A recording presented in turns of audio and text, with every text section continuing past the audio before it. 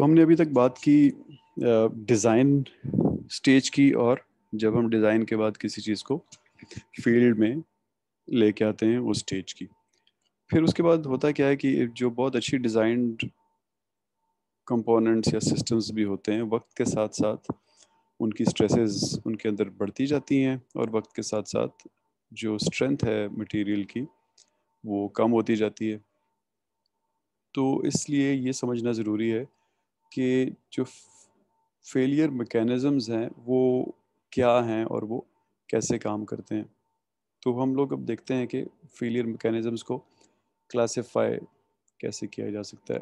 Generally speaking دو بڑے بڑے groups میں آپ یا بڑی بڑی کیٹیگریز میں کلاسیفائی کر سکتے ہیں. ایک کو ہم کہتے ہیں اوور اسٹریس میکینزمز، جہاں پہ فیلئر اس لیے ہوتا ہے کہ جو آپ فورس اپلائی کر رہے ہوتے ہیں اس کمپوننٹ پہ، یا اسٹریس اپلائی کر رہے ہوتے ہیں اس کمپوننٹ پہ، وہ اس کی ڈیزائن اسٹرینتھ سے یا اس کے اندر جو اسٹرینتھ بچی ہوتی ہے اس سے زیادہ ہو جاتی ہے.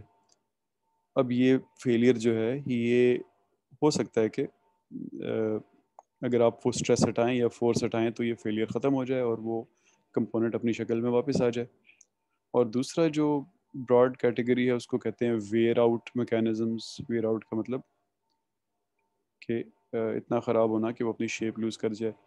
تو جو ویئر آؤٹ میکینزمز ہوتے ہیں وہ کچھ اس طرح کے ہوتے ہیں کہ سٹریسز جو ہیں وہ irreversible ڈیمیج کرتی ہیں، اور ضروری نہیں ہے کہ ایک ہی ون گو کے ایونٹ میں ہو، یہ گریجولی بھی ہوتا ہے. اب اس چیز کو ذرا سائنٹیفکلی سمجھنے کے لیے میں بہت زیادہ ٹیکنیکل ڈیٹیل سے گریز کرتے ہوئے اسٹل میں چاہتا ہوں کہ آپ کو کچھ بڑی بڑی بات یہاں پہ سمجھ آ جائے. تو آپ اگر ہم دیکھیں تو اسٹریس ہم سمجھ گئے کہ وہ فورس ہوتی ہے جو ہم کسی مٹیریل پہ اپلائی کر رہے ہوتے ہیں، یا وہ اب ڈپینڈنگ آن کے مٹیریل کیا ہے، وہ کوئی بھی ایسا لوڈ ہو سکتا ہے جو کہ اس مٹیریل کو برداشت کرنا پڑے، جس کے بارے میں ہم نے بات کی کہ وہ ڈیزائن سٹیج پہ کچھ اور ہوتا ہے، ہو سکتا ہے پریکٹیکلی زیادہ ہو جب اس کو فیلڈ میں لے کے آئیں، اور وقت کے ساتھ ساتھ ایجنگ کے ساتھ ساتھ وہ اور بڑھتا جائے. اور سٹرین وہ تبدیلی ہوتی ہے جو اس مٹیریل میں آ رہی ہوتی ہے. جیسے فار ایگزامپل آپ نے کسی چیز کے اوپر مٹیریل رکھا تو وہ دب گیا، تو اس دبنے کو ہم سٹرین کہتے ہیں. تو جتنا جتنا آپ سٹریس بڑھاتے جائیں گے مٹیریل سٹرین کرتا جائے گا. یہ ایک نارمل فنومینا ہے کسی بھی انجینئرنگ مٹیریل میں یا انجینئرنگ کمپوننٹ میں. اب ایک جب تک یہ چلتا رہتا ہے کہ سٹریس ڈالی جائے، سٹرین آئے، لیکن جب سٹریس ہٹائی جائے تو مٹیریل اپنی پرانی سٹیٹ میں واپس آ جائے، تو اس چیز کو یا اس ریجن کو ہم کہتے ہیں یہ الاسٹک ریجن ہے. یعنی جب بھی ہم سٹریس ہٹائیں گے تو سٹرین جو بھی ہوا تھا مٹیریل وہ واپس اپنی اوریجنل شیپ میں آ جائے گا. اب ایک پوائنٹ آتا ہے سٹریس کا. اب اس میں آپ نے یاد رکھنا ہے کہ سٹریس ہم ڈیزائن سٹریس کی بھی بات کر رہے ہیں، ان فیلڈ میں جو سٹریس مل رہی ہے اس کی بھی بات کر رہے ہیں، اور جو سٹریسز پھر لائف کے ساتھ ساتھ بڑھ جاتی ہیں اس کی بھی بات کر رہے ہیں. تو پھر ایک ٹائم آتا ہے at the end of elastic region جس کو ہم ایلڈ پوائنٹ کہتے ہیں. یہاں پہ پھر اب اگر آپ سٹریس بڑھائیں گے تو جو سٹرینز کریٹ ہوں گی وہ ریورسیبل نہیں ہوں گی. یعنی اب اس کی اگر شکل چینج ہوگی تو وہ پھر چینج ہی رہے گی، واپس نہیں آئے گی. جیسے فار ایگزامپل آپ کے پین کے اندر ایک سپرنگ ہوتا ہے نا بال پوائنٹ کے اندر، اس کو نکالیں اور تھوڑا سا کھینچیں تو وہ واپس اپنی جگہ پہ آ جاتا ہے. پھر تھوڑا سا کھینچیں، تھوڑا زیادہ کھینچیں، واپس آ جاتا ہے. لیکن اگر آپ بہت زیادہ فورس اپلائی کر دیں، دور اپنے ہاتھ لے جائیں اس کو کھینچتے ہوئے، تو پھر وہ واپس نہیں آتا، وہ ایک لمبی سی تار بن جاتی ہے، وائر سی بن جاتی ہے. تو ایلڈ پوائنٹ کے بعد وہ ریجن آ جاتا ہے جس کو پلاسٹک ریجن کہتے ہیں. تو الاسٹک ریجن کا مطلب کہ چیز اپنی اوریجنل شکل میں واپس آ جائے گی جب سٹرین ختم ہوگی، سٹریس ہٹائی جائے گی. اور پلاسٹک ریجن کا مطلب کہ اس ریجن میں جب آپ آ جائیں گے تو پھر آپ کی سٹرینز वापस शेप वापस नहीं आएगी, स्ट्रेसेस से प्रोपोर्शनली आप अपनी ओरिजिनल शेप को रीगेन नहीं कर सकेंगे। और प्लास्टिक रीजन के भी एंड पे एक टाइम आता है कि मटेरियल रप्चर कर जाता है, यानी मटेरियल टोटली गिव अप कर देता है और आप अपने जो कंपोनेंट होता है वो अपना काम करने के काबिल नहीं रहता है। तो कुछ इस तरह का एक मैकेनिज़्म सा होता है। अब इसके अंदर बहुत सारी टेक्निकल डिटेल्स हैं। फॉर एग्जांपल ये जो यील्ड पॉइंट है, ये इसको अगर आप स्ट्रेट लाइन यहाँ पे लेके जाएं तो यहाँ पे जो पॉइंट बनेगा उसको yield stress of the material कहते हैं। अब किसी मटेरियल की यहाँ पे आ जाएगी, किसी की यहाँ पे आ जाएगी, तो इट रियली डिपेंड्स के आप कौन सा मटेरियल इस्तेमाल कर रहे हैं। इसी तरह ये जो कर्व है, ये कर्व, इस कर्व से अगर आप इसके वर्टिकल और हॉरिजॉन्टल कंपोनेंट्स को रिजॉल्व करें तो हम यंग्स मॉड्यूलस निकाल लेते हैं, जो कि अगेन एक किसी भी मटेरियल का फोर्स को सस्टेन करने का एक मेजर होता है। इसी तरह ये प्लास्टिक रीजन जो है ये यूनिफॉर्म नहीं होता है, इसके अंदर एटलीस्ट दो डिविजन्स होती हैं।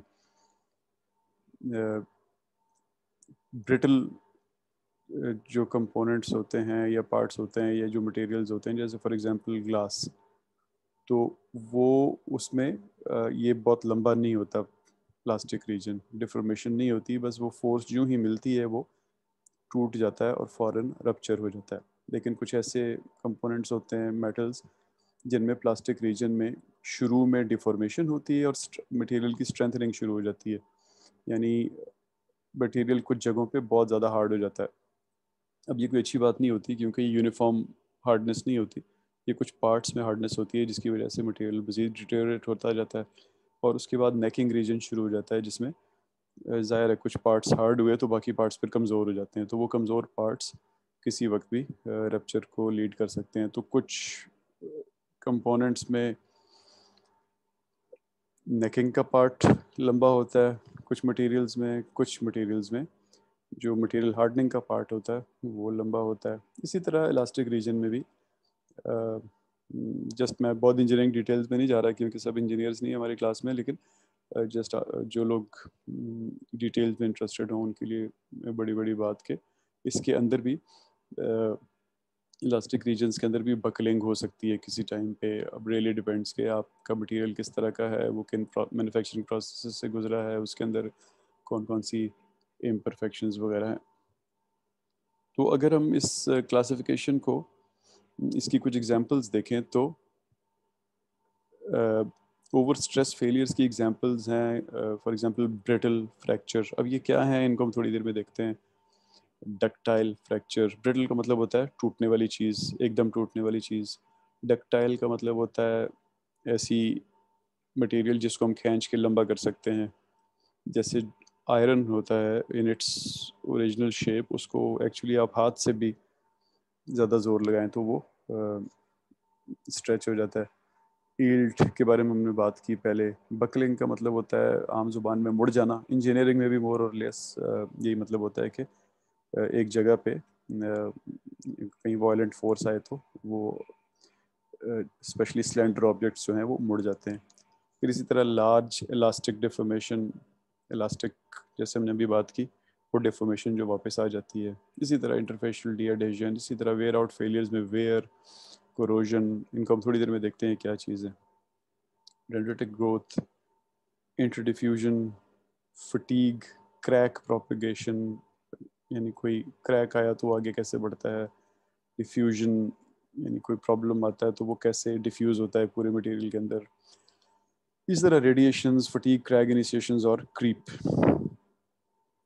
और इसके साथ हम एक और क्लासिफिकेशन का अगर बेसिस देखना चाहें तो वो नेचर ऑफ फेलियर से रिलेट होता है, क्योंकि जो हमें पता है कि जो इफ़ेक्ट्स हैं स्ट्रेसेस के वो बहुत सारे फैक्टर्स से इन्फ्लुएंस होते हैं। जैसे उस पार्ट की ज्योमेट्री क्या है, जैसे अगर वो बहुत लंबा नहीं है तो फिर आप प्रॉब्ली क्रैक नहीं होगा। अगर वो गोल है तो स्ट्रेसेस यूनिफॉर्मली उसके ऊपर नहीं पड़ रही तो पॉइंट लोड्स आएंगे उसके ऊपर एंड सो ऑन. इसी तरह मटेरियल की प्रॉपर्टीज़, यानी कुछ मटेरियल्स मुख्तलिफ किस्म के डैमेजेस को मुख्तलिफ तरह रिएक्ट करते हैं. इस तरह उसकी मैन्युफैक्चरिंग कैसे हुई, ऑपरेटिंग एनवायरनमेंट क्या थी.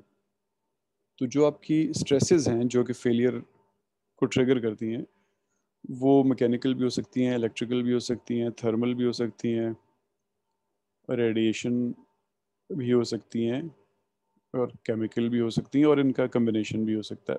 तो अगला जो हमारा क्लासिफिकेशन का बेसिस है वो टाइप्स ऑफ फेलियर्स या स्ट्रेसेस में है. जैसे फॉर एग्जांपल मैकेनिकल फेलियर्स जो हैं वो इलास्टिक और प्लास्टिक डिफॉर्मेशन उनके अंदर आता है, बकलिंग आती है, ब्रिटल और डक्टाइल फ्रैक्चर्स आते हैं, क्रैक्स आते हैं, क्रीप आती है. इसी तरह इलेक्ट्रिकल फेलियर्स में electrostatic discharge, die electric breakdown, इन सबको तो नहीं, लेकिन इनमें से कुछ को हम थोड़ी देर में देखते हैं कि होते क्या हैं. Junction breakdown, hot electron injection, surface and bulk trapping, surface breakdown. इसी तरह थर्मल फेलियर्स में हीटिंग बियॉन्ड क्रिटिकल टेम्परेचर्स, इसी तरह थर्मल एक्सपेंशन एंड कॉन्ट्रैक्शन. फिर रेडिएशन फेलियर्स में बहुत सारे मटेरियल्स होते हैं जो रेडिएशन को मुख्तलिफ तरह से रिस्पॉन्ड करते हैं. इसी तरह केमिकल फेलियर्स जिनमें कोरोजन यानी जंग वगैरह लग जाना और इस तरह की चीज़ें. तो अब हम जो हमने बहुत सारे फेलियर मैकेनिज्म्स देखे, इनमें से कुछ को देखते हैं हल्की सी डिटेल में कि ये होते क्या हैं. पहले देखते हैं ओवर स्ट्रेस फेलियर मैकेनिज्म्स की कुछ एग्जांपल्स. इलास्टिक डिफॉर्मेशन जैसे हमने अभी थोड़ी देर पहले बात की कि स्ट्रेस जब डाली जाती है मटेरियल के ऊपर तो वो अपनी शक्ल तब्दील कर लेता है, और अगर जो ही आप वो स्ट्रेस हटाते हैं वो अपनी ओरिजिनल शक्ल में वापस आ जाता है. यील्ड हम कहते हैं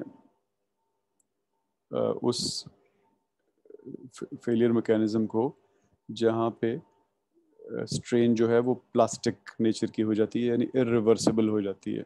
जब भी आप उसको बियॉन्ड यील्ड स्ट्रेंथ उसके ऊपर लोड डालते हैं तो जो आपकी डिफॉर्मेशन होती है वो परमानेंट हो जाती है, और जो मटेरियल में चेंज आती है वो परमानेंट हो जाती है. बकलिंग वो डिफॉर्मेशन होती है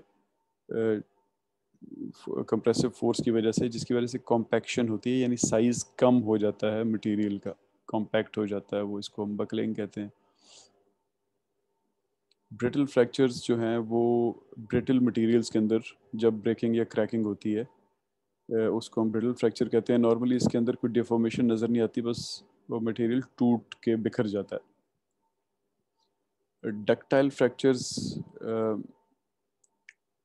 उन फ्रैक्चर्स को कहते हैं जहाँ पे प्लास्टिक डिफॉर्मेशन काफ़ी ज़्यादा होती है फ्रैक्चर से पहले.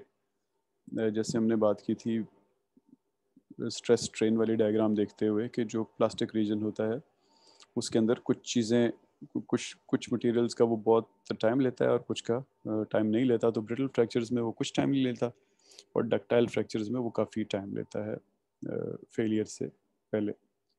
इसी तरह अगर हम वेयर आउट फेलियर मैकेनिज्म्स को देखें तो इनमें fatigue, crack initiation and propagation. Fatigue का मतलब होता है कि जब आप द साइकिल्स ऑफ ऑपरेशन बहुत ज़्यादा हो जाते हैं तो नॉर्मली किसी पॉइंट ऑफ डिसकंटिन्यूटी पे, यानी मटेरियल के अंदर ऐसे पॉइंट्स होते हैं जहाँ पे ब्रेक आती है ना. जैसे फॉर एग्जांपल कहीं आपने लकड़ी में ताला लगाने के लिए होल किया था, या आपने बोल्ट लगाने के लिए किसी गर्डर में होल किया था. बेसिकली मुख्तलिफ रीजंस की वजह से आपको मटेरियल्स में डिसकंटिन्यूटी लानी पड़ती है, जॉइनिंग की वजह से, मुख्तलिफ रीजंस की वजह से, या मटेरियल के ग्रेन स्ट्रक्चर में ही कोई डिफेक्ट हो सकता है. तो वहाँ पे फटीग की वजह से छोटा सा क्रैक होना शुरू हो जाता है, और वो आहिस्ता आहिस्ता साइक्लिक स्ट्रेस, यानी बार बार जब वो अपना फंक्शन परफॉर्म कर रहा होता है तो वो क्रैक प्रोपेगेट करता है, और फिर एक वक्त आता है कि वो अनस्टेबल हो जाता है मटेरियल और ओवर स्ट्रेस फेलियर हो जाती है वहाँ पे. کروجن اینڈ اسٹریس کروجن کریکنگ. کروجن جو ہے وہ ہم کسی بھی مٹیریل کی کیمیکل یا الیکٹرو کیمیکل ڈیگریڈیشن کو کہتے ہیں, اور یہ کس وجہ سے ہوتی ہے کہ آپ کا مٹیریل وہ کسی الیکٹرولائٹ کو ان کانٹیکٹ آ جاتا ہے, فار ایگزامپل آکسیجن کو, فار ایگزامپل سالٹ واٹر کو, فار ایگزامپل سالٹ کو, یا کسی کبھی کبھی ایسا ہوتا ہے کہ کوئی دو مٹیریلز آپس میں ان کانٹیکٹ آئیں تو وہاں پہ کروجن شروع ہو جاتی ہے, وہ آپ ایک دوسرے کو ٹالریٹ نہیں کرتے ہیں. یا پٹنگ, یعنی بہت زور سے کوئی لکوڈ کسی سالڈ کے اوپر لگے تو وہاں پہ جو چھوٹے بہت چھوٹے ڈینٹس یا ہولز پیدا ہوتے ہیں, وہاں پہ آکسیجن ریلیز ہوتی ہے اور وہ آکسیجن وہاں پہ کروجن شروع کر دیتی ہے. اور جس وقت کروجن میکینیکل فریکچر کے ساتھ مل کے کام کر رہی ہوتی ہے اس کو ہم کہتے ہیں اسٹریس کروجن کریکنگ. تو یہ بھی ایک, یہ پروبیبلی سب سے بڑا, سب سے frequent where out failure mechanism ہے انڈسٹری میں. پھر ویئر ہے. ویئر جو ہے وہ دو مٹیریل جب آپس میں رگڑ کھاتے ہیں, ایک ہی مٹیریل کی دو سرفیسز بھی ہو سکتی ہیں, وہ جب آپس میں رگڑ کھاتے ہیں ایک دوسرے کے اوپر سلائڈ کرتے ہیں تو وہاں پہ جو فیلیئرز ہوتے ہیں ان کو ہم ویئر آؤٹ فیلیئرز کہتے ہیں. جیسے فار ایگزامپل ہمارے گاڑی کے سلنڈر اور پسٹن کے اوپر رنگز ہوتے ہیں, وہ ہر وقت ایک دوسرے سے رگڑ کھا رہے ہوتے ہیں, تو ہم وہاں پہ لوب آئلز وغیرہ یوز کرتے ہیں اس رگڑ کو کم سے کم کرنے کے لیے, فلمز بنانے کے لیے, لیکن سٹل وہ بھی ڈیٹیریوریٹ ہوتے رہتے ہیں, آئل بھی ڈیٹیریوریٹ ہوتا رہتا ہے, تو ایک وقت آتا ہے کہ وہاں پہ ویئر شروع ہو جاتی ہے. تو ویئر آؤٹ کے علاوہ اور اوور سٹریس کے علاوہ اور بھی فیلئر میکینزمز ہوتے ہیں, جیسے فار ایگزامپل الیکٹرو مائگریشن. اس میں کیا ہوتا ہے کہ جب مختلف الیکٹریکل ایپلیکیشنز میں آپ کے میٹل کے ایٹمز جو ہیں وہ مسلسل کرنٹ گزرنے کی وجہ سے آہستہ آہستہ ڈسلوکیٹ ہونا شروع ہو جاتے ہیں, وہ وہاں سے تو اپنی جگہ سے ہٹنا شروع ہو جاتے ہیں. ہٹیں گے تو ظاہر ہے وہاں پہ کمزوری پیدا ہوگی, مٹیریل میں ڈیفارمیشن وغیرہ پیدا ہوگی, وائڈز آ جائیں گے. جب وائڈز آئیں گے تو ظاہر ہے پھر مٹیریل اپنی اسٹرینتھ لوز کرنا شروع کر دے گا. پھر ڈائی الیکٹرک بریک ڈاؤن ہے. ڈائی الیکٹرک انسولیٹرز ہوتے ہیں, جیسے فار ایگزامپل کیپیسیٹرز کے اندر ان کے بیچ میں ایک انسولیٹر رکھا ہوا ہوتا ہے, اس کی ایک لمٹ ہوتی ہے کہ اتنا کرنٹ جو ہے اتنا الیکٹرک فیلڈ یہ سسٹین کر سکتا ہے. تو کبھی الیکٹرک فیلڈ بڑھ جائے تو وہ شارٹ ہو جاتا ہے یا وہاں سے کرنٹ کی لیکیج شروع ہو جاتی ہے. تو کرنٹ کی لیکیج شروع ہوگی تو وہ الیکٹریکل کمپوننٹ پھر الٹیمیٹلی فیل ہو جائے گا, کیونکہ کیپیسیٹر کا کام یہی تھا کہ وہ وہاں پہ کرنٹ سٹور کرے اور پھر وہ جو سٹوریج ہوتی ہے اس کو مختلف چیز کے لیے استعمال کیا جاتا ہے, وہ استعمال پھر آپ نہیں کر سکتے. اسی طرح ریڈیشن کے میکینزمز ہوتے ہیں. فار ایگزامپل نیوٹران فلکس بڑا کامن اور بہت ڈیمیجنگ ریڈیشن ہوتی ہے, جس کی وجہ سے مٹیریلز کے اندر وائڈز خالی جگہیں آ جاتی ہیں اور ڈسلوکیشنز ہو جاتی ہیں. تو فیلئر میکینزمز جو ہیں وہ دے آر ملٹیپل. ان کی وہ ویئر آؤٹ فیلیئرز بھی ہو سکتے ہیں اور وہ اوور سٹریس بھی ہو سکتے ہیں, اور ان کے علاوہ بھی کچھ ہو سکتے ہیں. اگر ہم ان کی ایگزامپلس دیکھیں کچھ کامن اپنی روزمرہ کی لائف میں, فار ایگزامپل اپنی کار میں دیکھیں, آٹو موبائلز میں, تو جیسا ابھی تھوڑی دیر پہلے ہم نے بات کی کہ پسٹنز اور سلنڈرز کے درمیان ویئر ہوتی رہتی ہے, اور پھر ایک وقت آتا ہے کہ آپ کا پسٹن اور سلنڈر کا میکینزم جو انجن کے اندر ہوتا ہے وہ پریشر بنانا ختم کر دیتا ہے, جس کی وجہ سے گاڑی کا فلائی ویل جس فورس کی وجہ سے چل رہا ہوتا ہے وہ فورس بننا بند ہو جاتی ہے. آپ کے جو ریڈیٹر فینز ہوتے ہیں ان کے اندر سے پانی گزر رہا ہوتا ہے, وہاں پہ کروجن آ جائے تو یا تو وہ پانی کا راستہ روک دیتی ہے, یا وہ وہاں پہ چھوٹے چھوٹے سوراخ ہو جاتے ہیں جہاں سے پانی لیک ہوتا ہے. شروع میں لیک آپ کو ظاہر نظر نہیں آئے گا, بہت چھوٹا ہوتا ہے, اور وہ چونکہ ہاٹ ہوتا ہے, گرم ہوتا ہے بہت زیادہ, تو جو بھی پانی نکل رہا ہوتا ہے وہ ایواپریٹ بھی ہو جاتا ہے, لیکن وہ آپ کے پانی کے جو والیوم ہوتا ہے اس کو کم کرتا رہتا ہے, اور گاڑی پھر ہیٹ اپ ہو کے اس میں بڑا لاس بھی ہو سکتا ہے. اسی طرح آپ کی گاڑی کے انجن بلاک میں یا واٹر باڈی میں کریکس شروع ہو جاتے ہیں, کیونکہ انجن بلاک جو ہوتا ہے واٹر باڈی بھی جو ہوتی ہے اس کے اندر بہت ڈسکنٹینیوٹیز ہوتی ہیں، جگہ جگہ اس کے اندر کمپوننٹس لگے ہوتے ہیں، کہیں پہ کوئی ڈرائیو جا رہی ہوتی ہے، کہیں پہ بولٹس لگے ہوتے ہیں، کہیں پہ وہ انجن گاڑی کے چیسی کے ساتھ بولٹ ہوا ہوتا ہے وغیرہ وغیرہ. تو ان ڈسکنٹینیوٹیز میں کریکس شروع ہو جاتے ہیں.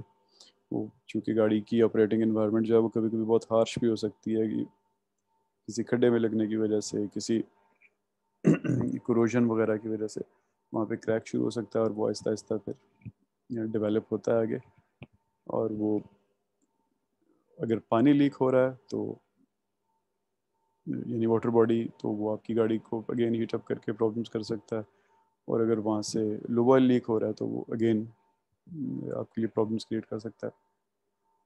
پھر آپ کے جو ٹائرز ہوتے ہیں، ویلز ہوتے ہیں، ان میں اور روڈ کی سرفس کے درمیان ویئر ہو رہی ہوتی ہے، مسلسل ہو رہی ہوتی ہے جب بھی آپریشن ہوتا ہے.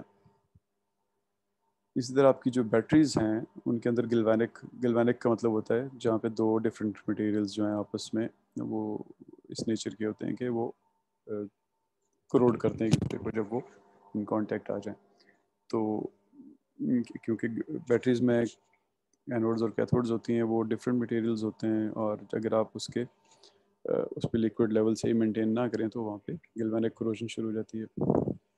اسی طرح بہت سی سیلز لگی ہوتی ہیں آپ کی گاڑی میں، پمپس میں، ایئر کنڈیشننگ کے کمپریسرز وغیرہ میں، جو کہ ہیٹ کو ایکسپوزڈ ہوتی ہیں. اسی طرح آپ کی انجن کے ہیڈ میں سیلز لگی ہوتی ہیں. تو وہ سیلز آہستہ آہستہ ہیٹ کو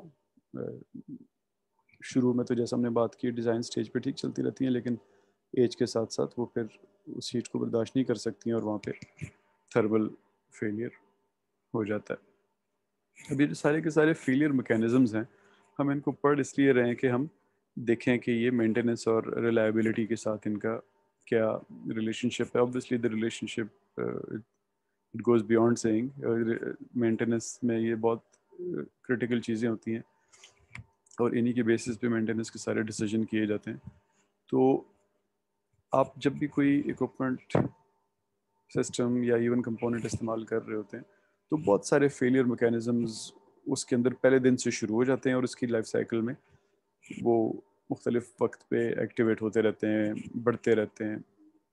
لیکن اب سارے کے سارے وہ فیلئر تک نہیں پہنچتے ہیں، اور لوگوں نے انجینئرز نے، یوزرز نے اوور دا ڈیکیڈز کمپوننٹس کو، سسٹمز کو استعمال کر کے اب اسٹڈیز کر کے اب دے نو کہ فار ایگزامپل ایک کار جو ہے اس میں اگر فیلئر ہوگا تو کیا فیلئر ہوگا. تو وہ بیسیکلی کلاسیفائی کر سکتے ہیں in terms of probability of occurrence. تو پھر وہ کیا کرتے ہیں کہ جو ہائی پرائیورٹی میکینزمز ہوتے ہیں ان کو آئیڈینٹیفائی کرتے ہیں. آپ جب آئیڈینٹیفائی کر لیتے ہیں کہ یہ 5-6 یا جتنے بھی فیلئرز ہیں they are likely to occur, تو پھر آپ وہ جیسا ہم نے آج کیو این اے سیشن میں بات کی کہ وہ پھر آپ کی یوزر مینولز کے اندر بھی لکھ دیے جاتے ہیں، آپ عام پبلک کی نالج بھی ان تک بڑھا دی جاتی ہے. اور وہ بڑا یوزفل اس لیے ہوتا ہے کہ اب ملینز آف کمپوننٹس ہوتے ہیں سسٹمز کے اندر میں، تو آپ ہر ایک کے اوپر اگر اپنی انرجی لگانا شروع کر دیں گے، ریسورسز لگانا شروع کر دیں گے، تو ریسورسز بہت استعمال ہوں گے. حالانکہ آپ کو پتہ ہے کہ ان میں سے ہونے پروبیبلی جہاں 1 million possible ways of failures میں سے ایکچولی فیلئر 10-12 ہی ہیں جو لائکلی ٹو اکر ہیں. تو اگر آپ ان کو آئیڈینٹیفائی کر لیتے ہیں، ہائی لائٹ کر دیتے ہیں، تو پھر آپ اس کا مطلب ہے کہ آپ اپنے ریسورسز کو افیکٹولی یوٹیلائز کر رہے ہیں. ہم نے ایف ایم ای اے کی بات کی پہلے، تو ایف ایم ای اے کے ساتھ ساتھ ایک اور میتھڈ ہے جس کو کہتے ہیں failure modes, mechanisms and effects analysis. ان بیچ میں میکینزمز کا ورڈ آ گیا. یہ ایف ایم ای اے کی طرح کا ہی ایک میتھڈ ہے، لیکن یہ فوکس کرتا ہے فیلئر میکینزمز پہ rather than failures and the failure effects, modes and effects. اور یہ پرائورٹائزیشن کے لیے پھر استعمال ہوتا ہے کیونکہ آپ میکینزمز کو فوکس کرتے ہیں، اور اس کی وجہ سے پھر آپ اچھی مینٹیننس کی ڈیسیجن میکنگ کر سکتے ہیں کہ چونکہ آپ ہائی پرائورٹی फेलियर्स को आइडेंटिफाई कर चुके होते हैं, लाइकली फेलियर्स को, तो फिर आप अपने मेंटेनेंस एफर्ट्स उस तरफ फोकस करते हैं कि हम उन्हीं पे ज़्यादा तवज्जो देंगे, क्योंकि उनके अगर होने का चांस ज़्यादा है. अब जब आप ये करते हैं तो ये आपको रिमेनिंग जो आपकी प्रोडक्ट की लाइफ है उसको प्रिडिक्ट करने में भी हेल्प करती है, और मेंटेनेंस एक्शंस को भी प्लान करने में हेल्प करती है. अब इसकी हम आगे मैनेजमेंट जब पढ़ेंगे मिड टर्म के बाद, तो हम देखेंगे कि जब आप किसी एक फेलियर मैकेनिज्म को प्रिवेंट करते हैं, यानी उसको नंबर 1 था वो, और आपने उसका ख्याल रख लिया, तो कोई और नंबर 1 बन जाता है. तो 5 6 7 आपने रख लिया, उनका ख्याल रख लिया, तो जो नंबर 8 था फिर वो, इसका मतलब है उसके चांसेस बढ़ जाएंगे. तो उन चीज़ों को कैसे मैनेज करना है उसको हम देखेंगे इंशाल्लाह.